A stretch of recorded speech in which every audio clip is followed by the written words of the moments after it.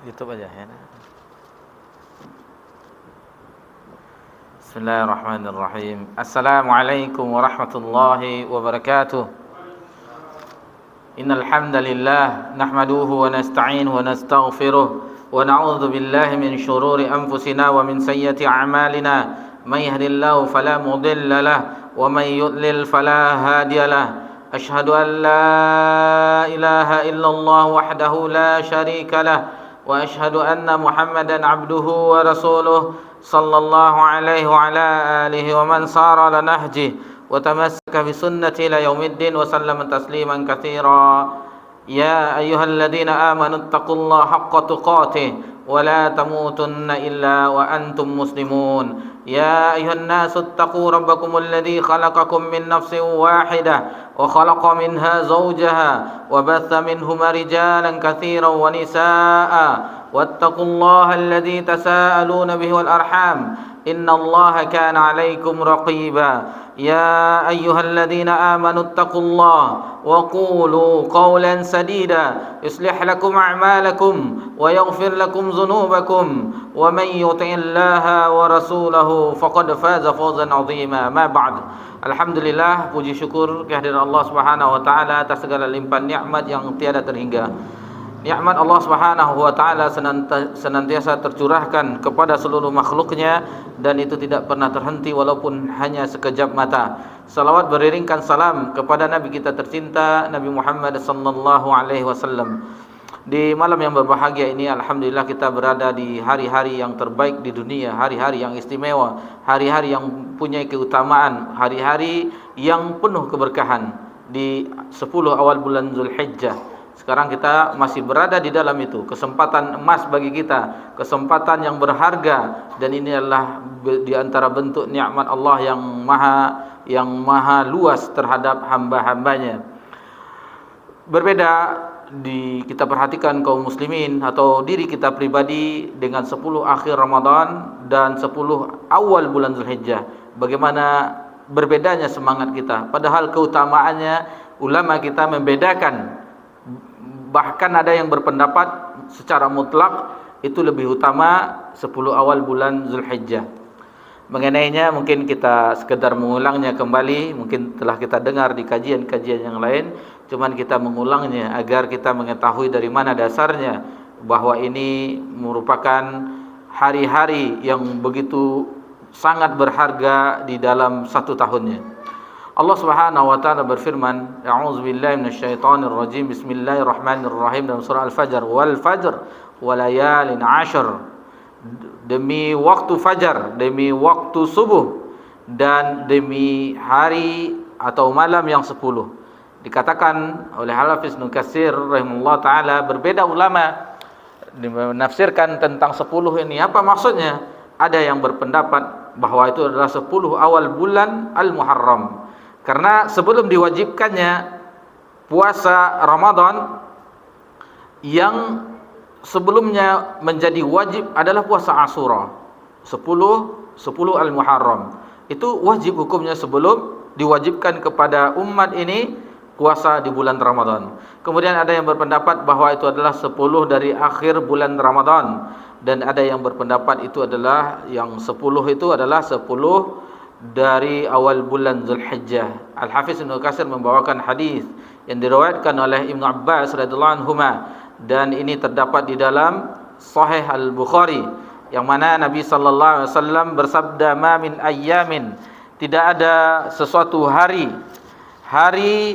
yang mana amal saleh, al-mal salihu fihinna ahabbu ila Allah min hazil ayyamil 'ashr. Yang mana amalan ahabbu yang lebih dicintai oleh Allah Subhanahu wa taala melainkan di hari yang 10 tersebut. Faqalu, maka sahabat bertanya, "Ya Rasulullah, walal jihadu fisabilillah?" Wahai Rasulullah, meskipun itu jihad di jalan Allah?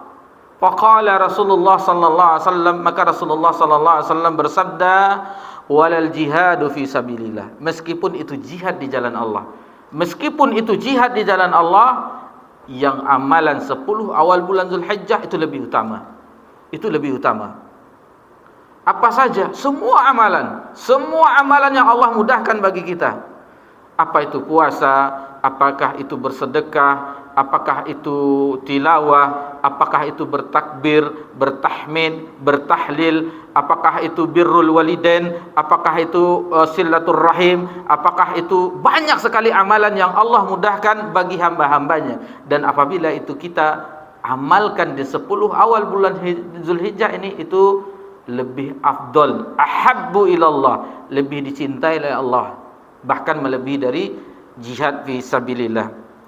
Kemudian di akhir hadis ini Nabi sallallahu alaihi wasallam menjelaskan yang bisa menandingi amalan tersebut, illa rajulun, kecuali seseorang laki-laki, kharaja bin nafsi wa malih, yang keluar dengan harta dan jiwanya, dengan jiwa dan hartanya, falam yarji' min dzalika syai', dan dia tidak kembali dengan sesuatu itu. Maksudnya orang yang kembali tidak dengan jiwanya, tidak dengan hartanya, yang kembali hanya namanya saja, yang mati syahid di medan jihad, itu yang bisa menandingi amalan-amalan di awal bulan Zulhijjah.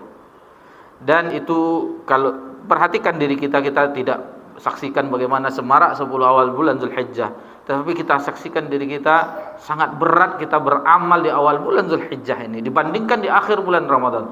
Di akhir bulan Ramadan mudah bagi kita, mungkin kita bisa qiyamul lail dengan tahajud atau tarawih, atau kita bisa memperbanyak tilawah, atau kita bisa i'tikaf, yang bagi Allah yang mudahkan.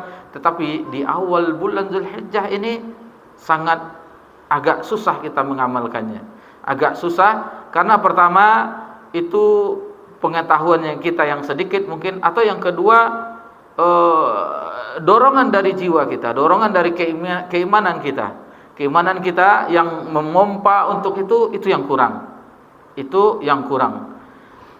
Berbeda dengan orang-orang yang Allah mudahkan untuk melakukan ibadah haji, itu mereka dalam taraf keimanan yang tinggi karena berada di kota suci, kota yang meningkat ibadah kita kalau Allah mudahkan di situ. Tetapi bagi kita yang di Indonesia itu, kalaulah tidak Allah mudahkan kita, maka sangat berat rasanya, sangat berat rasanya.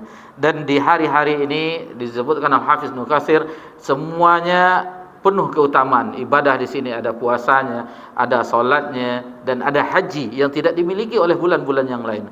Karena al-hajju asyhurun ma'lumat. Hanya di bulan-bulan yang dimaklumi, dan proses puncak ibadah haji, manasik haji itu semuanya di bulan Zulhijjah. Di 10 itu terutama di hari tarwiyah, wukufnya, kemudian di 10 di tanggal 10 yaitu dengan melakukan tawaf, kemudian sa'i, kemudian melempar jumratul aqabah. Kalau di tanggal 10 cuma melempar jumrah aqabah, kemudian menyembelih hadyu dan mencukur rambut. Adapun di tanggal 11, 12, 13 di Ayyamul Tasyrik, maka itu melempar jamaratul ula, wusta, dan aqabah. Dan tidak salah bagi orang yang tidak berdosa, bagi orang yang mengambil nafar awal di tanggal 12 Zulhijjah, dia bertolak meninggalkan Mina, itu tidak berdosa bagi mereka. Akan tetapi yang lebih utama adalah mengambil nafar tsani sampai tanggal 13 di bulan Zulhijjah. Dan sedikit kita gambarkan bagaimana keutamaan hari Arafah. Karena ulama menjelaskan mana yang lebih utama, 10 akhir Ramadan atau 10 awal bulan Zulhijjah. Ada yang memutlakkan, sebagian ulama memutlakkan dengan dalil-dalil yang mereka paparkan adalah di 10 awal Zulhijjah. Mutlak itu 10 awal Zulhijjah itu lebih utama dari 10 akhir Ramadan. Ada yang mengatakan bahwa 10 akhir Ramadan itu yang lebih utama dengan dalil-dalil yang mereka bawakan. Syekhul Islam rahimahullah ta'ala dan begitu juga Ibnu Qayyim rahimahullah ta'ala itu menjamakkan, menggabungkan. Untuk siang harinya, maka yang lebih utama adalah 10 awal bulan Zulhijjah, karena di situ ada Arafah, hari Arafah. Dan adapun di malamnya yang lebih utama adalah 10 malam akhir Ramadan, karena di situ ada Lailatul Qadar. Wallahu taala a'lam. Itu pandangan ulama tentang keutamaan hari-hari tersebut. Kemudian di Arafah, Arafah adalah puncak ibadah haji. Nabi SAW bersabda, Al-Hajju Arafah. Haji itu di Arafah. Haji, bahkan orang yang sakit diinfus sekalipun diangkat dengan tandu, dengan tandu untuk supaya mereka bisa wukuf di Arafah. Dan itulah hari yang mana paling baik di dunia, yang ketika matahari diterbitkan. Dan Nabi SAW juga bersabda, khairud doa Arafah. Sebaik-baik doa adalah doa ketika Arafah itu. Bagaimana indahnya kehidupan seorang yang Allah mudahkan, Allah izinkan, Allah berikan dia menjadi tamu Allah, duyufur Rahman, ketika mereka wukuf di Arafah.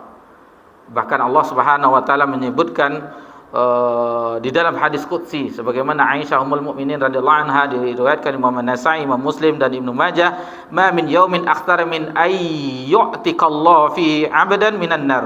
Tidak ada hari yang lebih banyak Allah membebaskan hambanya dari neraka kecuali di hari Arafah tersebut. Allah paling banyak membebaskannya di hari tersebut, bukan bulan. Kalau bulan Ramadan, tapi di hari adalah hari Arafah tersebut. Wa innahu layadnuna thumma yubahimul malaikah fayaqul. Kemudian Allah mendekat ke langit dunia dan membanggakan di hadapan malaikatnya, ma arada haula, apa yang mereka inginkan. Adapun di riwayat Imam Ahmad, Allah tabaraka wa taala di dalam hadis qudsi juga turun ke langit dunia membanggakan di hadapan malaikat. Lalu Allah tabaraka wa taala berfirman, lihatlah, saksikanlah hamba-hambaku yang datang dengan keadaan berdebu, kusut masai, karena mereka semuanya sama pakaiannya, dua helai, satu bagian bawah, satu bagian atas, pakaian ihram bagi laki-laki. Maka mereka datang dalam keadaan sama. Itu makanya para ulama mengatakan itu adalah miniaturnya padang mahsyar. Padang Arafah adalah miniaturnya padang mahsyar, yang ketika padang mahsyar kita mengetahui bagaimana manusia dibangkitkan, yaitu tanpa alas kaki, tanpa pakaian, dan tanpa dikhitan. Begitu juga di Arafah, mereka sama semuanya. Apakah dia seorang presiden, apakah seorang bupati, apakah seorang yang mengumpulkan berpuluh-puluh tahun ibadah uang 5.000 untuk nabung setiap hari selama puluhan tahun, 60 tahun baru bisa Allah jadikan. Dan kita saksikan di berita media massa bahwasanya sejak tahun 60-an dia menabung, dan alhamdulillah di tahun ini Allah mudahkan dia untuk menjadi tamu Allah Subhanahu wa taala. Dan itu adalah nikmat yang tiada terhingga, karena ibadah haji adalah kewajiban bagi yang mampu sekali dalam seumur hidup. Wajibnya sekali dalam seumur hidup. Adapun yang berulang-ulang itu adalah sunnat atau tatawwu'. Taib.